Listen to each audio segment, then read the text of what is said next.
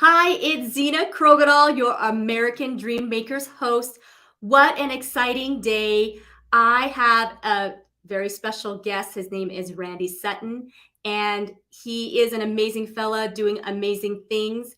I cannot wait to bring him on, but first, let's go ahead and play my intro video. Here we go.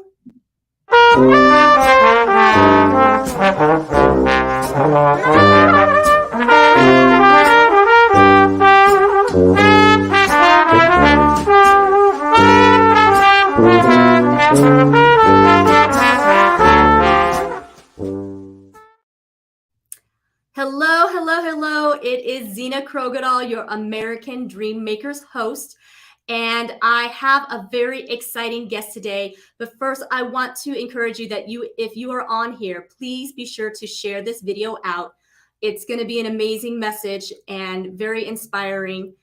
Also, if you would like to make comments, please be sure to give StreamYard permission. So go to streamyard.com/Facebook and give permission so we can see your comments. And most importantly, have a great time. And if you have any questions at all, please be sure to put it into the chat. We'd love to hear from you. So Randy is a great, fantastic guy. He is a 34-year law enforcement veteran and nationally known media commentator on law enforcement issues. Randy is the founder of the Wounded Blue, the national assistance and support organization for injured and disabled law enforcement officers. He served 10 years in the Princeton, New Jersey Police Department, 24 years with the Las Vegas Metropolitan Police Department, retiring at the rank of lieutenant. He is recognized as one of the most highly decorated officers in the LVMPD history, having awards for valor, community service, exemplary service, and multiple life-saving awards. He has trained thousands of law enforcement officers in the United States on the subject of policing with honor. He is the author of True Blue Police Stories by Those Who Have Lived Them, A Cop's Life, True Blue to Protect and Serve, and has been recognized by the President of the United States while receiving the Points of Light Award, and is also the author of the Amazon #1 best-selling book, The Power of Legacy, a personal heroes of America's most inspiring people. He is the host of the popular podcast and live talk radio show, The Voice for American Law Enforcement. And you guys, he also was on the TV show Cops for 3 years running. So without further ado, here is Randy Sutton. Good morning, Randy. How are you? Great, Zena. Thanks for having me on. I appreciate it. Oh, I'm so glad that you were able to take your time out of your busy schedule to be here, because you are very, very busy. I mean, gosh, you are quite a book writer. That's amazing. And you've got a new one coming out soon too, right? I do. It's called Rescuing 911, The Fight for America's Safety. It'll be out in a probably 2 to 3 months. 2 to 3 months. Oh, that's great. Can't wait to get my hands on that one. So Randy, tell us about yourself. Tell us, who you are and, why you do what you do. Well, let's go back. Let's go way back in time. I was born and raised in the community of Princeton, New Jersey, where the university is, and small town. I had a really beaver cleaver kind of home life. It was growing up in a small community was fulfilling, for a young kid. But I had some challenges. I was very, very sickly as a child. I was bedridden for much of my formative years when I was 8, 9. The doctors couldn't figure out what was wrong with me, and I was in and out of hospitals. I couldn't really do a lot of things that the kids did because I simply didn't have the energy to do it. So I spent a lot of time in bed being, poked and prodded by doctors. And I spent months in the Philadelphia Children's Hospital, and they never could figure out what was wrong with me. And so my parents were kind of desperate, and they had a friend who had been diagnosed with terminal cancer. And while they went through all the treatments, and they were basically told that she was going to die. And so, out of desperation, they went to an alternative doctor, a holistic doctor, and this doctor saved her life. And she was cancer free for years. So, out of desperation, they they decided to take me to this doctor. Now, I'm like maybe 10 years old, 11 years old, something like that. And this doctor was, shall we say, eccentric. And when I say that, he was an ancient man, uh, and he only had office hours from 12 midnight till 4 in the morning. That's when he had his office hours.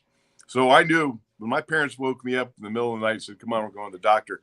I knew that I had issues, right? So they take me to this doctor in Trenton, New Jersey. Knock on the door, and this little bird-like man opens the door. And like I said, he was an ancient man, and he ushers me into his office, this cluttered little office. Now I remember I spent months in and out of the most modern hospitals in on the East Coast at this time. So here I am getting ushered into this cluttered little office with stacks of National Geographics from the 30s were stacked up, and I looked at his medical degree. It was from the 20s, and he ushered us in. He said, I need a urine sample. He took a blood sample. He says, "I'm going back to my lab. You wait here." Now, he didn't ask me any of my symptoms. He didn't ask me anything. He just took a blood sample and urine sample. And my parents are looking at each other going like, "What are we doing? This is a little crazy, right?" And then he comes out, ushers me into his exam room. And instead of me telling him what my symptoms were, he told me. And he went through the whole litany. He says, you have no energy. You are depressed. Your weight, you get fat. You get skinny. You can't go outside. I mean, he laid it all out. And I'm going, yeah, that's right. And then he told me everything that I eat. He says, you eat cheeseburgers, you eat ice cream, you have potato chips, you have this, you probably have Cocoa Puffs for breakfast. And we're all going, yeah. He turns to my parents. He says, "You're starving your son to death. He's literally starving to death." And they got shocked looks on their faces. I was shocked. He says, "Your son is nutritionally deficient on every level. And what he has is something called hypoglycemia." And of course, I'd never heard of that, nor had my parents. And he treated me. He completely changed my diet. No red meat. Excuse me. No flour. No sugar. All natural foods, and then 72 vitamins a day I had to take for years. And I tell you what, that man saved my life. He completely changed my metabolism. I became healthy. And because of that, that changed the course of my life for the rest of my life. And I owe that debt of gratitude to that wizened little man who knew more than any other doctor that I ever met. So that changed the course of my life, and it also gave me an understanding of nutrition that, this is back in the 60s. We didn't even know that we were being manipulated by the big food industry. And so I'm very cognizant of that now, and very cognizant of health, ever since then. But that gave me the ability to grow, and it gave me the ability to be healthy. And if it weren't for that, I could never have become a police officer, which was my dream from the time I was a child. So when you were a little boy, you always dreamt about being a police officer?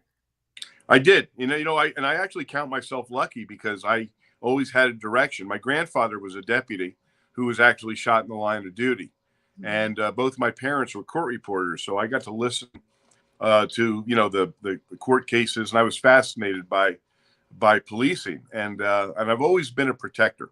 So that was something that came very, very natural to me, and that was my goal, was to become a police officer, and I accomplished that goal When I was only 19 years old, I became the youngest police officer in the state of New Jersey at the time. Wow, And that's and amazing. yeah, and it was, now there was a very strange set of circumstances that allowed me to actually become a police officer. We never know how the fates are going to enter our lives. And what happened was I had, Princeton was a very small department, 30 police officers. And I got hired as a cadet in high school, which was basically a coffee boy. I got to hang around the police station and help out, working the desk and the phones and things like that. Get to know the police officers, get to help them out. And so I took the police test as soon as I was 18, never thinking that they were going to hire me. But they had just changed the age of majority from 21 to 18, not thinking about, well, gee, that means you can be hired as a cop at 18, which is pretty crazy if you think about it now, right? And I tested number 2 on the police test. Now, generally speaking, they only hired a cop every 4 or 5 years.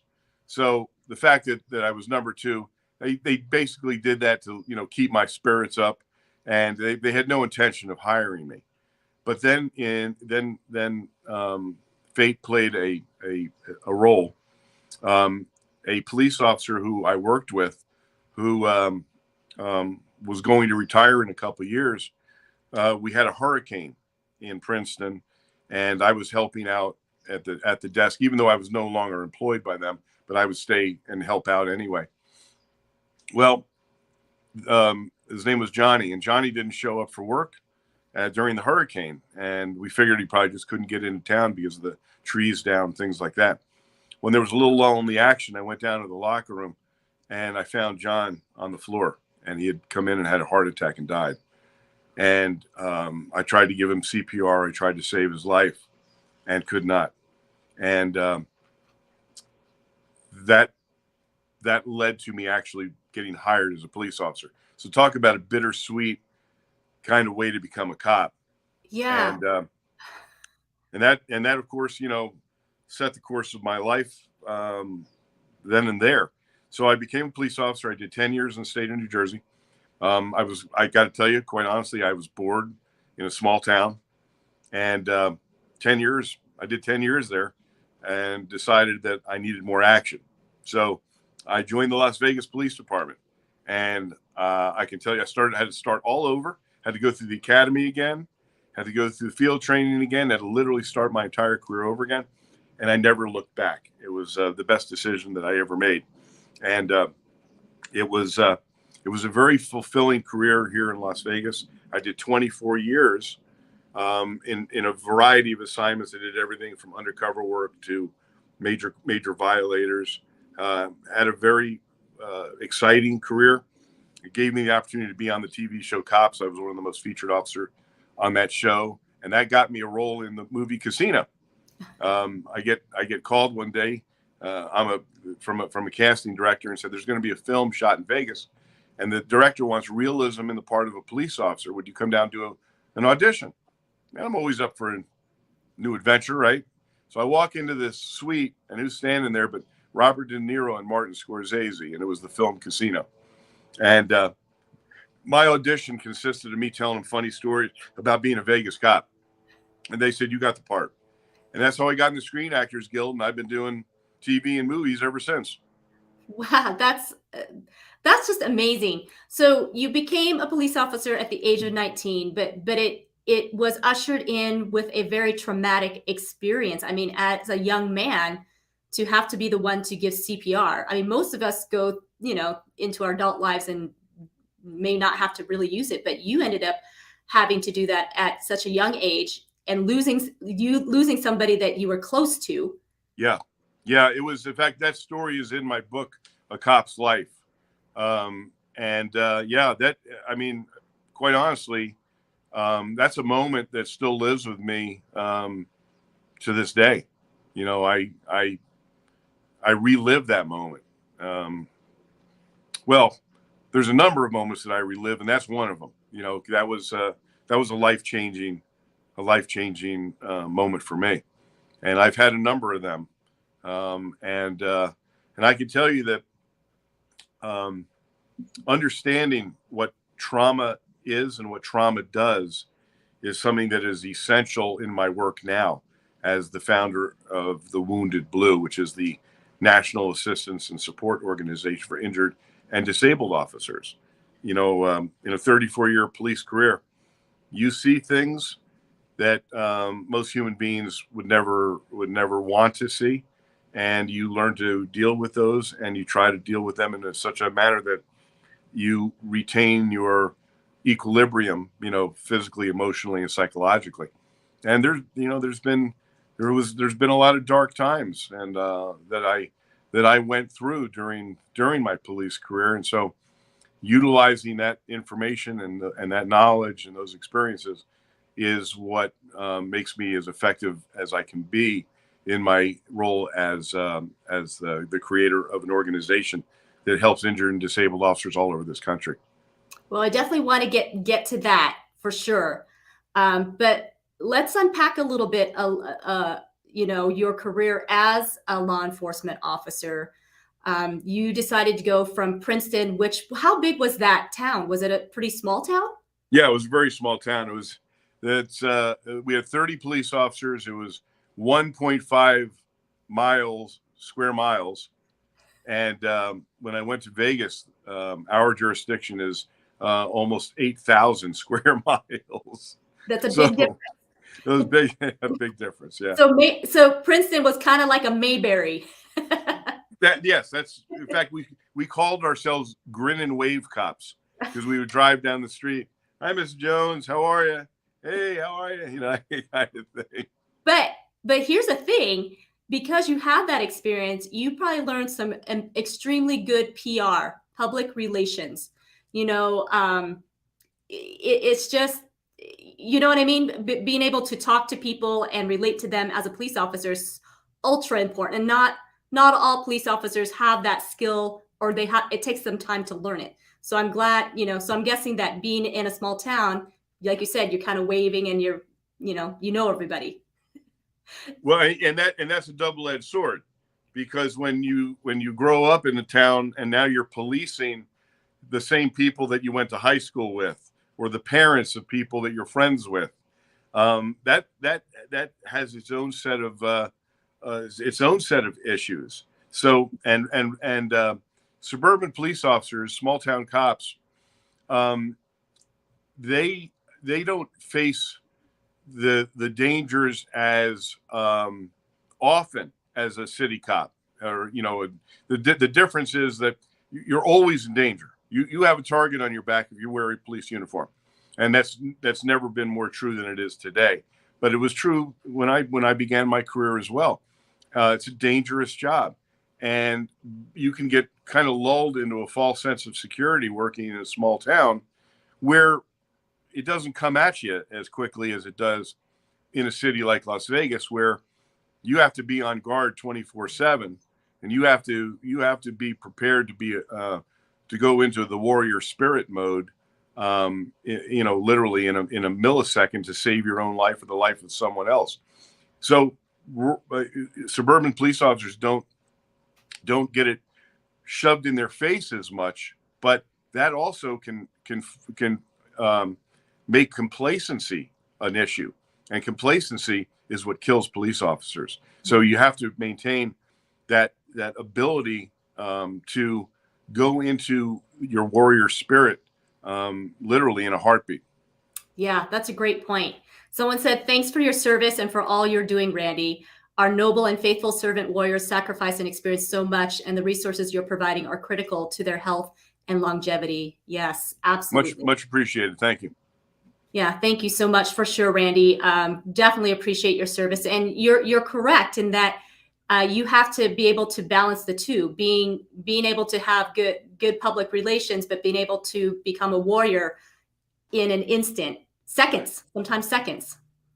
Yeah, exactly. And I'm a commentator for a number of news outlets.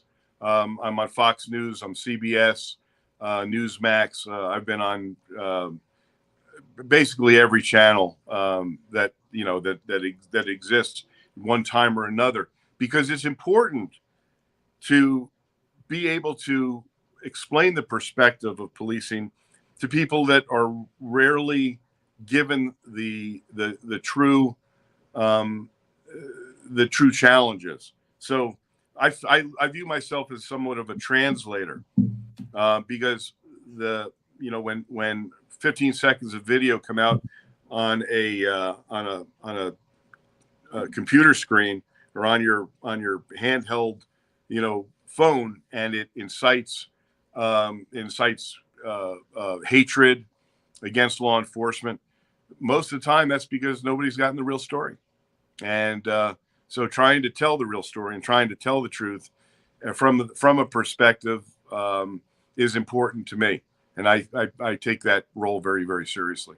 Well, and that's probably why you had a long spanning career and had so many awards. And by the way, I do want to say hello to Sandy. It says Facebook user. You guys, if you want to give a StreamYard permission, let me get that banner up here so you can kind of see that.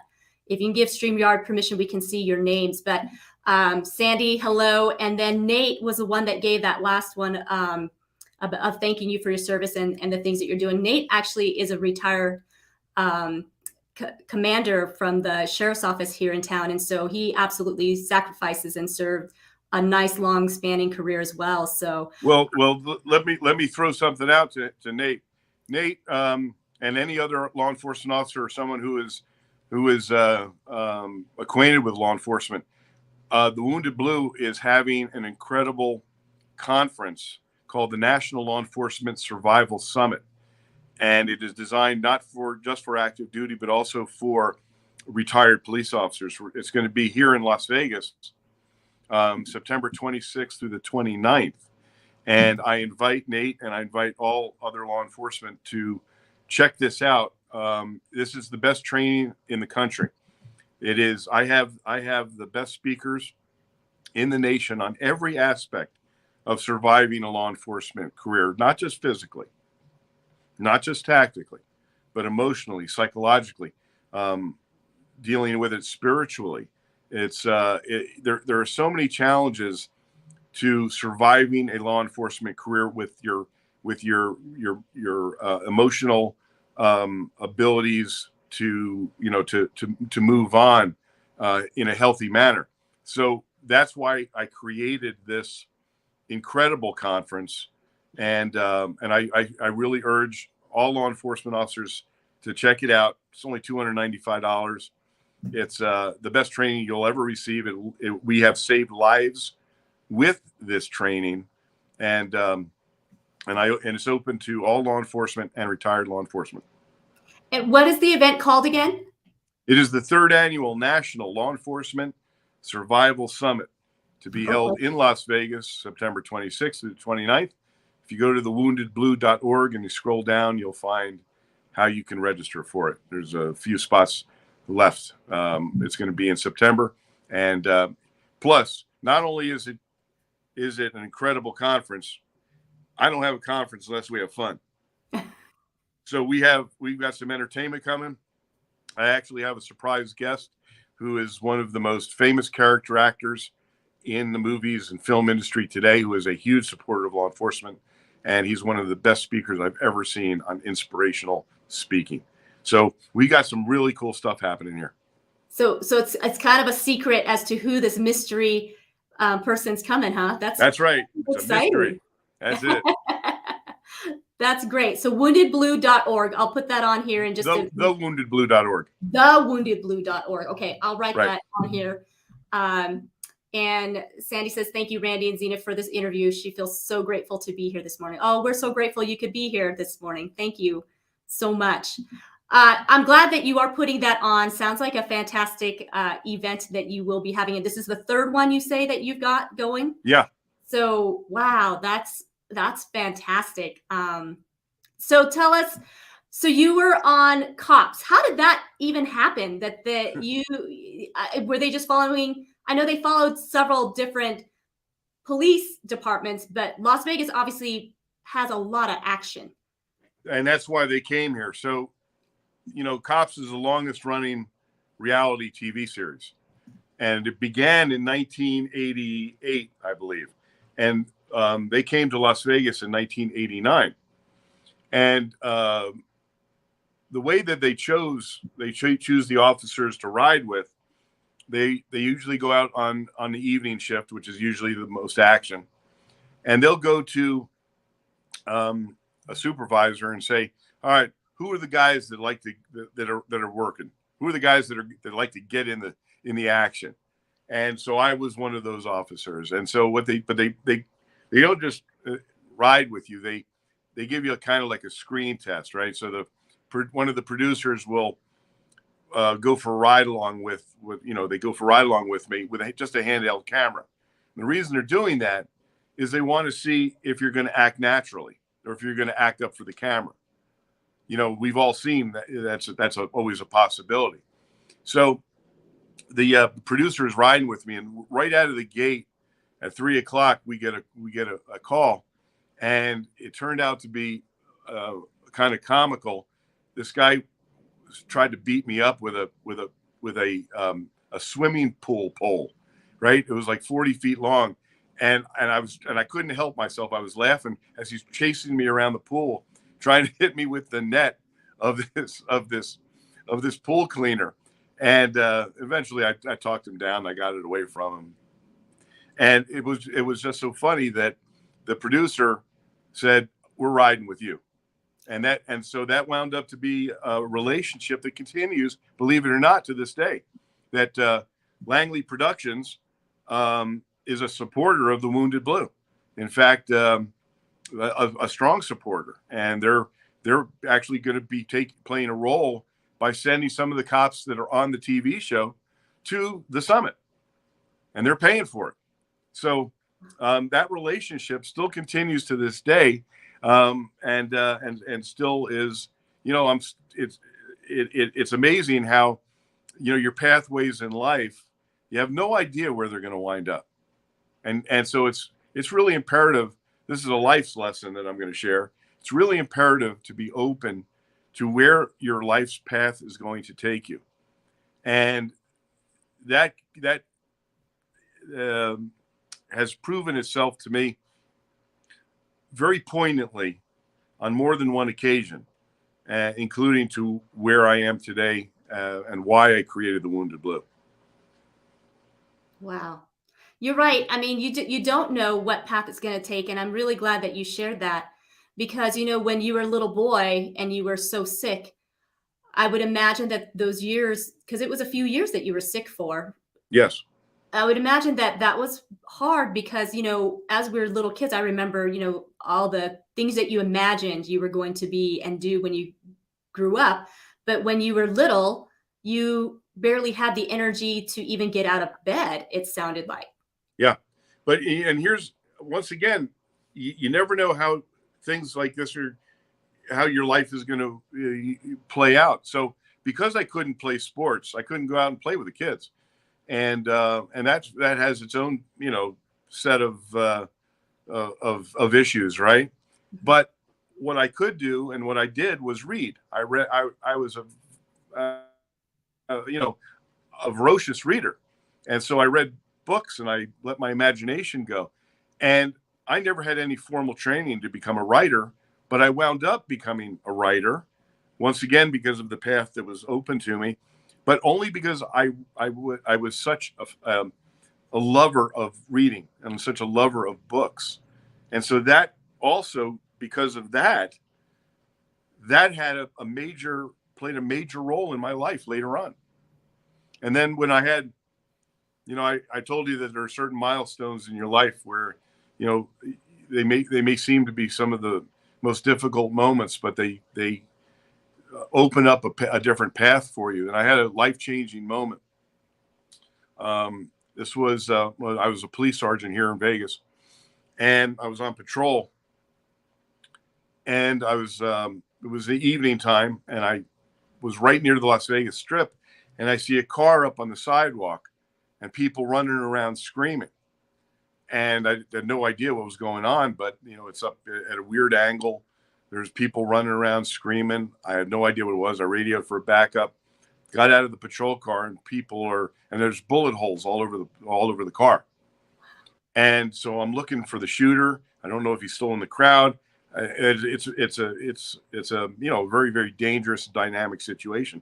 And then somebody screamed, "Oh my God, the baby's been shot!" And I looked down, and there was a 1-month-old baby in an infant seat who had been shot in the face and was bleeding. What had happened was a gang initiation. A car full of gangbangers pulled up alongside a mom and dad who had their little baby in the infant seat, completely innocent of anything, and they just opened fire on the car.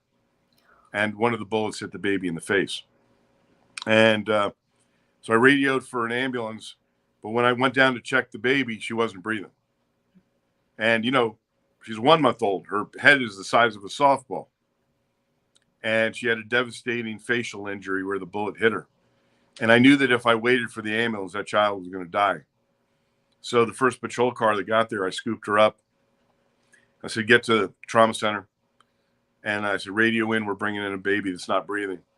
And so the bullet, when it hit her face, all this tissue and stuff went down in her throat and choked her.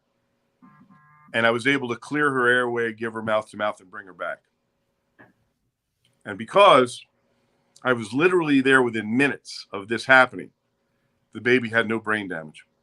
Wow. And in that moment,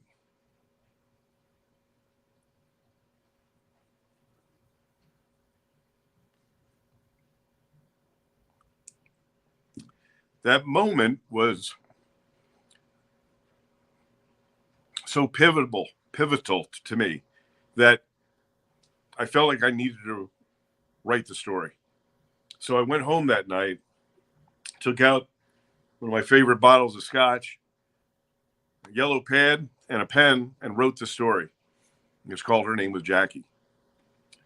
And I didn't have anything to do with writing. I just felt like it was something I needed to do. You understand? So I wrote the story, I put it away, and it sat in a drawer for 3 years. And then the World Trade Center was attacked. And it was the deadliest day in law enforcement history. And I felt kind of helpless. I wanted to be able to help those officers there. And I of course, I'm in Vegas. I can't. But I got an idea. And the idea was, wait a minute. I got a story sitting in that drawer. Every cop I know has a story like that. I'm going to put them in a book, and I'm going to give all the royalties to the survivors, the widows and orphans of those cops who got killed that day. And that's exactly what I did. It became my first book, True Blue, Police Stories by Those Who Have Lived It. Wow. Yeah. Wow. That is definitely a heart-wrenching moment.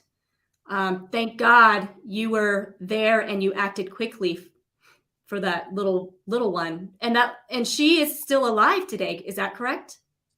I consider her my goddaughter. We get together, and I was able to actually take her to her quinceanera. Wow. And that just, and those are the reasons that, I think deep down inside you wanted to be a police officer from the beginning to make Exactly.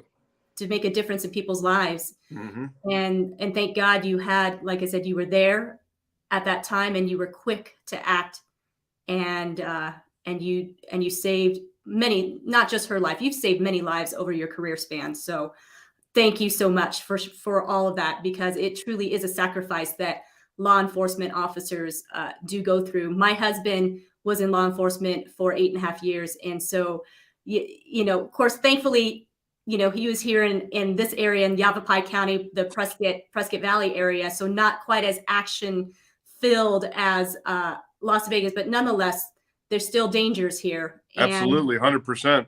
And it's getting harder and harder out there for law enforcement officers as time goes on. The respect of the badge is not quite the same as it once was.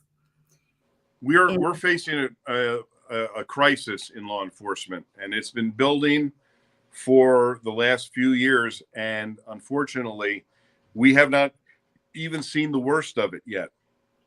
And I wish I had a different take on it, but the crisis is going to be here for a generation because of um, the political environment and the cowards that are in political office that are more bent on ideological thoughts than they are on public safety and the safety of the people that elected them have dramatically reduced the ability for the police to police.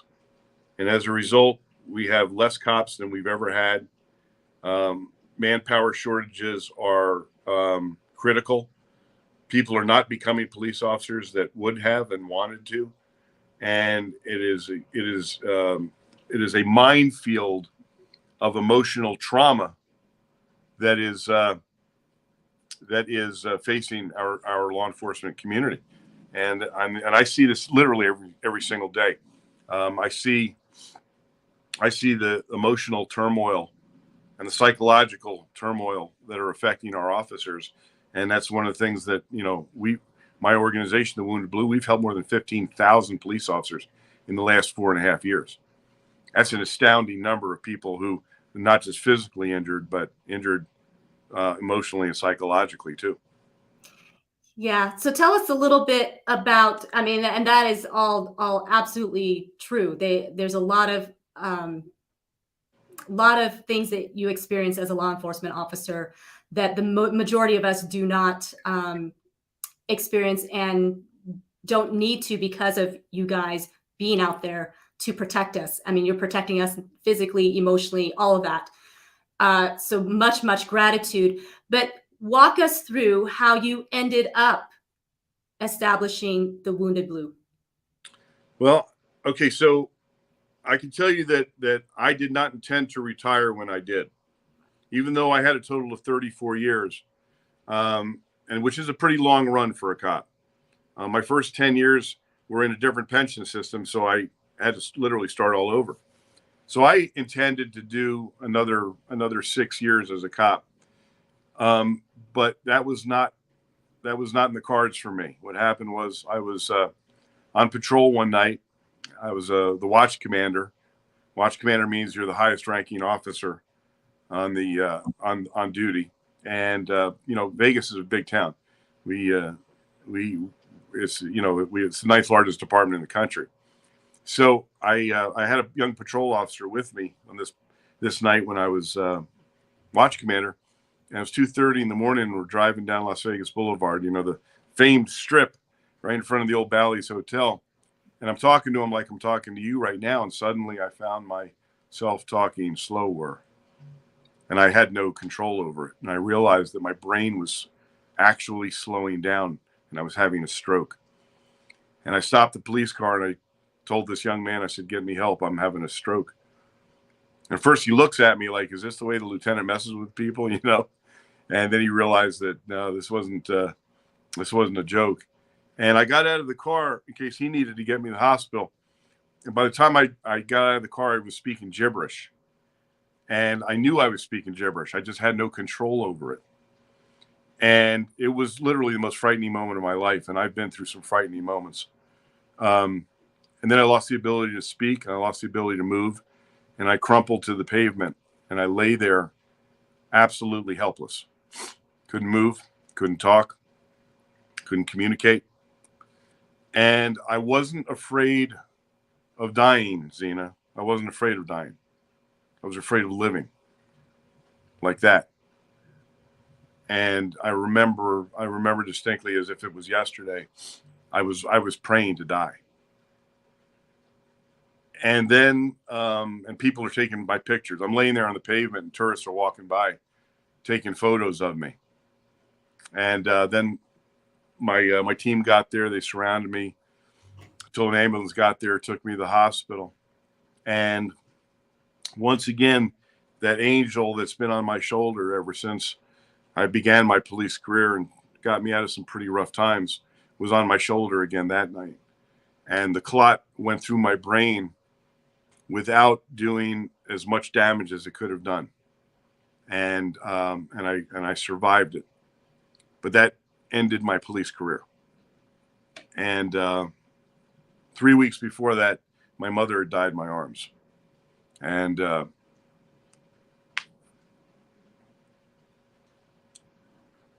2 months before that, I was in my 5th shooting, a fatal shooting. So there was a lot going on within me that didn't help the fact that there was a clot that went through my brain. So, the stress, what I was going through, but it ended my career. So here I am. One day I'm a police officer doing the career that I love. Within weeks, I lose my mother. I'm under investigation for the shooting, and then I lose my health and basically my identity. I've been a cop since I was 19 years old, and suddenly that's all taken away from you. And it was rough. It was really rough. And then what happened next was devastating. And that's my own department turned its back on me and said, "We're not paying your medical bills." And I remember being startled. I said, what do you mean you're not paying my medical bills? You have to pay my medical bills. Yeah, but we're not. Fight us. They completely turned their back on a guy. I even went to see the sheriff. I said, "How do you treat me like this?" And he was a guy who I was friendly with. I said, how do you treat me like this, Sheriff? And he said, "Randy, this isn't personal. It's just business." And I came to understand something, a lesson that I wish I didn't have to learn. And that was that he was 100% correct. When a police officer gets severely injured in the line of duty, many will just toss him or her away. They're no longer of use. And so they throw him away. And that's what they did to me. And I fought him. I beat him. They knew that I would. But here's the harsh reality. They knew it would take about a year or year and a half for me to go through the entire process, because they fought me on every hearing they lost. They continued to throw money, taxpayers' money, trying to fight me and not give me my medical benefits. You see, they were hoping I was going to die. And that's the reality. And it's happening across America to police officers across America. And from that experience and from being on TV and from writing books and being so visible in the law enforcement community, cops started reaching out to me. "Randy, I know you don't know me, but I was shot in the line of duty and they're not paying my medical bills. I feel forgotten. I feel alone. Randy, I was hit by a car. Randy," one after another from different states. And I realized that this is a national problem. And I looked for a national resource and there was none. Well, there sure as hell is now. And that's what the Wounded Blue is. Wow. Well, first of all, I am so sorry. My heart goes out to you that you had so much loss in such a short amount of time. Gosh, back to back. And then, like you said, the hardest thing was that you felt like the family that you had for 24 years betrayed you, turned their back on you, and weren't there for you in your Right. darkest, lowest point in your life.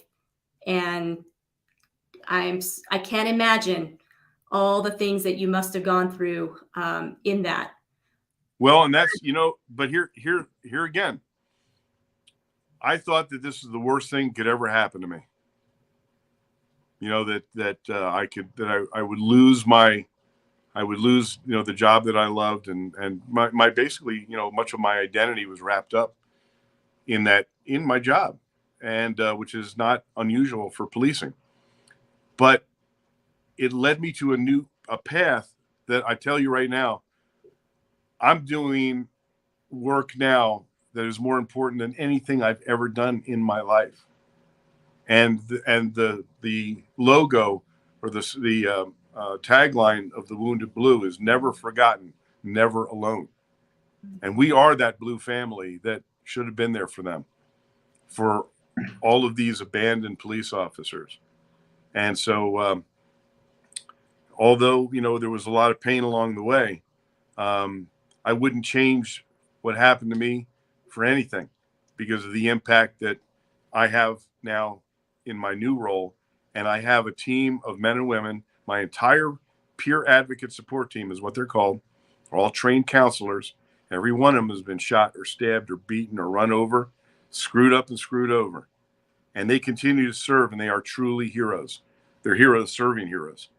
So, when I look back at the pathway of my life, I wouldn't have changed it. That's beautiful. Beautiful that you share that, and beautiful that you came through that. It just shows what a truly a hero you are, and truly that you had the courage, the bravery to continue on even with your injury. Like you said, you weren't afraid to necessarily die, but you were afraid of living. But you obviously had a purpose. God still obviously had a huge purpose for you. And how awesome that you're able to bless other men and women in blue who are injured on the job. And so your organization helps. You said you've been able to help 15,000 through the nation. Yes. Yeah. We, and that's with a relatively small team. So what we do is we provide peer support for officers who are injured, because, everybody, no one thinks about getting severely injured. We all think it can't happen to me. And when it does happen, we really think that the department's going to be there for us. And some departments do. Some departments are. But there's 17,000 different police agencies in this nation. And everyone has a different workers' compensation system. Everyone has a different administration.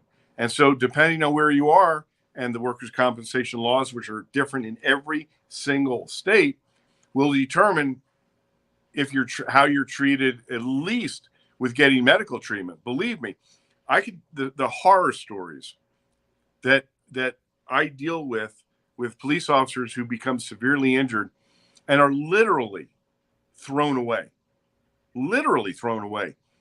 and not given the medical attention that they could literally make them whole again. It's heartbreaking. It's heartbreaking, but this is the reality that we have to deal with. And so I continue to be a warrior. I'm a warrior on behalf of other warriors. Oh, so grateful for that too. And I'm so grateful that you're a warrior. And I know I had the opportunity to have gone through a series called Bulletproofing the Mind by David Grossman. I believe it's David Grossman. Dave Grossman is actually going to be at my summit. Oh, wow. Wow. He is a phenomenal guy, and really has helped a lot of people work through, the issues that come up, in serving the way you serve. And so I had the honor and the privilege of being able to go through that Bulletproofing the Mind. And it was a real eye opener. And I remember him talking about how there's really in a society, there's a small percentage of warriors in any given community, whether, way back in, the days of man cave or whatever, that even in that, it was just a very small percentage of warriors. And so the majority of us are not warriors. And so we don't have the warrior mentality. And unfortunately, I think that's part of what the issues have become, is that because the majority don't have the warrior mentality and they don't want to necessarily understand the warrior mentality, they've kind of almost demonized sometimes when you are a warrior, and that's not necessarily the case. The warriors are so important in protecting all of us. And thank God that the ones like you who have that calling do it to your fullest. Like, you are all 100% in. It's amazing. Right. No, you're 100% right. And there's some that call the police that we're the sheepdogs, and the sheepdogs, exist to protect the flock. And that's the way most police officers go about their day. That's what they feel. They believe themselves to be the protectors, and that's a healthy thing to do. Now, what unfortunately, you have some a different societal you have different societal groups which now say if you're a warrior, you're evil. And I mean, I can't tell you the number of police agency leaders or cities that have told their cops, you can't have this training because it's too violent. Well, violence is part of our life, right? Violence is part of every police officer's life. And if you can't, on a moment's notice, be willing and able to take a human life, then you better get the hell out of this job right now. And that sounds harsh to people, but that's the reality. And if you can't, and you don't belong in policing. And yet people who are making laws, people who are making policies have no idea of the realities of law enforcement, and yet have the power to literally punish cops for doing what they are supposed to be doing. Which in turn is going to bite us in the tail as time continues to go on. Because like you said, it's only going to get worse. We've kind of gone into a season where it's just so different than what it used to be. And by the time we realize that we really need our warriors, it's going to be devastating. And unfortunately, a lot of people are going to be hurt. And it's happening right now. We're seeing it play out in cities across the country. We're watching. This is what my whole new book is about, Rescuing 911. It's a call to action. It's a call to unify for the good, unify for the right reasons, and to work together to change this new narrative and come back to some sense of normalcy. Oh, I'm so glad you're getting this book out. So glad that you have the gift of writing. And like you said, thankfully, even in your time of being sick, God had a plan and he developed it. So grateful for you, Randy, and all that you're doing. So can't wait to definitely read that for sure, because you're right. We need to change our thinking. We got to change the mindset. I mean, one of the things that, I guess when enemies are trying to conquer, they try to get you, but with the mindset first, try to get you on steady ground, and then they go in for the kill after that. And so I'm grateful to you for doing that. So as you are, how many years have you been running Wounded Blue right now? How long? We just celebrated our 4th anniversary in May. Congratulations. Yeah. And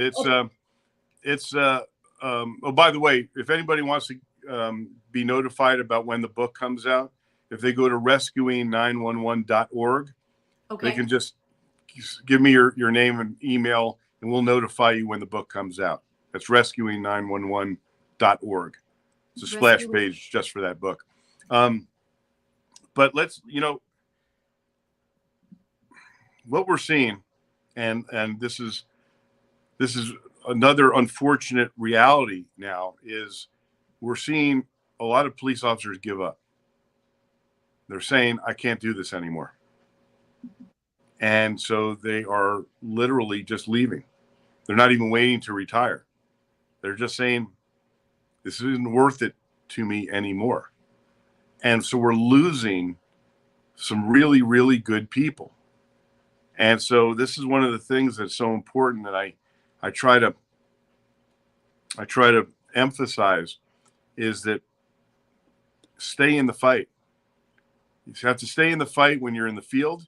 You got to stay in the fight emotionally and spiritually in order to continue to be a warrior. And sometimes it's hard. You may be getting pressure from your spouse to say, don't do this anymore. But there is no more noble career than that of a police officer. And and sometimes you have to take the pain that goes with it, and that's part of being a warrior.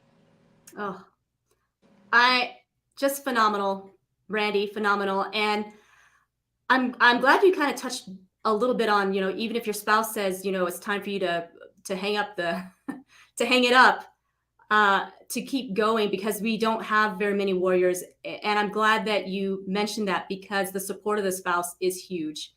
And I know when I was married, when my husband was in law enforcement, I remember telling him, uh, you know, I just want you to know ahead of time that if there comes a moment that you feel like you have to sacrifice yourself for somebody else, I want you to know you have my support, not because I want you to be gone, but because I know that I would not be able to live with a man who has that warrior mentality and didn't do all he could to save somebody else's life, because Yeah, that would be a half a man, and it would be very difficult for him to go on knowing, that he held back because his wife said, don't do it. And right, I didn't want him to have that right, voice in his head that, and I knew what I married into. I knew that there was that risk that one day he may not come home, or he may not come home whole.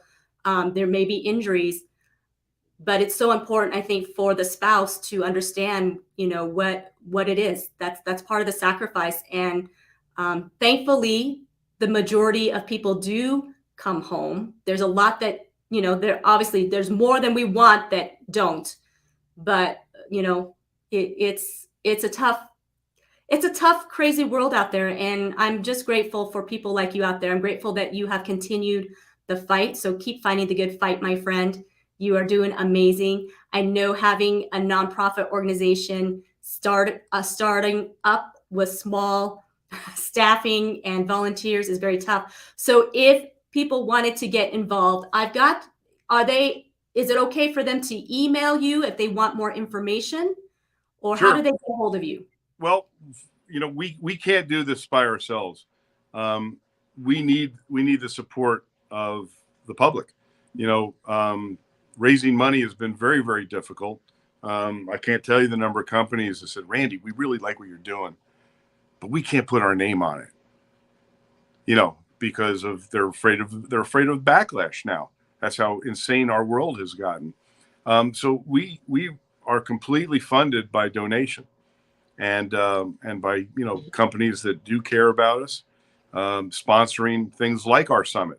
If there's somebody that's listening that wants to become a sponsor of the Law Enforcement Survival Summit, or we're actually going to be having a very cool gala in October in Nashville, Tennessee, the Badge and Boots Wounded Blue Gala, and I've got some amazing country music folks who are part of this. In fact, I got. In fact, I'm going to mention this right now because this just happened last week. Toby Keith, even though he's battling cancer, said, "I want to help the Wounded Blue," and he's autographing 100 guitars to help us raise funds for the Wounded Blue. Wow. And so there are so many good people that want to help.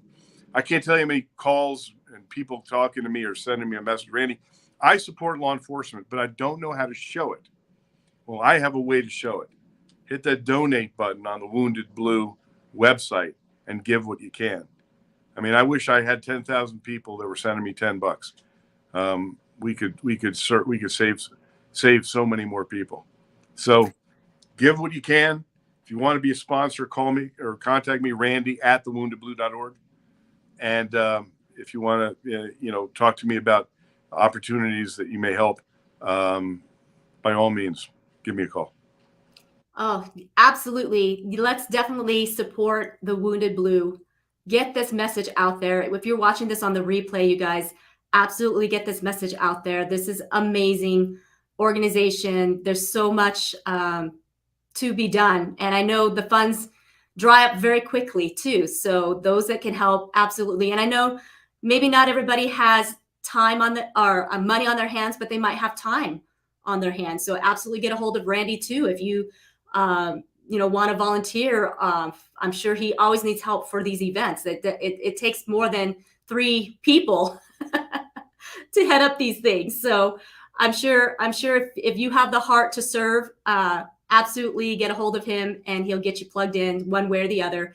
You guys can donate anything. Like he said, any small amount will help, even if it's just a couple of bucks. Couple bucks times a few billion people goes a long way. So don't feel like any amount is too small, right? I mean, just whatever pocket change you can spare, let's do it. I mean, maybe we just skip Starbucks for a day and and donate that to the Wounded Blue. And just imagine.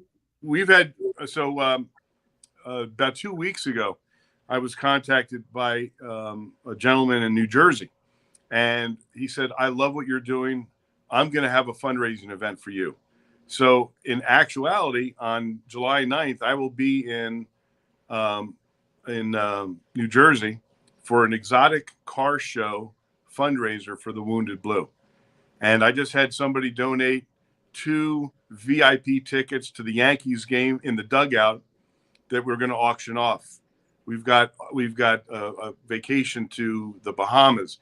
People have been saying, "Randy, I don't have the money right now, but here's what I can do." You remember the movie 13 Hours, the Benghazi story? Mm-hmm. Well, Boone, who was one of the survivors, has agreed to train some people who win the auction, who donate to the auction.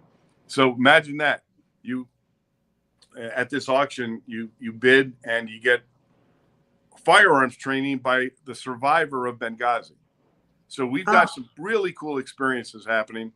And if any of your listeners or viewers have something like that they want to donate, some type of experience, contact me, Randy, at thewoundedblue.org. You never know what's going to happen. Right. You never know. That's for sure. Oh, Randy, thank you so much for taking the time out to share your story today. And thank you so much for your service. Thank you for your continued service. You are a true servant leader. We need to clone you, Randy. That's what we need to do. Plus, you're like this Hollywood. Yeah, we need to clone you like 100 times, actually, maybe more than that. And then you also have the experience of being a Hollywood star too. I mean, how cool is that? Not everybody has that experience as well. So, Randy, gosh, this hour goes by so fast, but so grateful to you. Thank you once again. You guys absolutely get a hold of Randy, and we definitely want to support him, and look out for his book that will be coming out, Rescuing 911. Look up his other books. Now, can we get your other books also on Amazon? Amazon. Okay. Yeah. On Amazon. So I will be sure to put in the chat for you guys, the titles of the other books, so in case you want to purchase it, you can do so. So let's absolutely support Randy and his mission in helping others. So have a wonderful day, Randy. Thank you so much. Thanks for having me. I appreciate it, Zena. Guys, thank you so much for being here today. What an amazing guy. I am so glad you were able to join us. And again, if you even watch this on the replay, please be sure to share this out. What an incredible message. Let's get this message out, and let's get Randy some help so that he can help others who have served and sacrificed for all of us, so that we can be living the American dream. Because Randy absolutely is an American dream maker. So thank you guys. Have a wonderful day. Be blessed.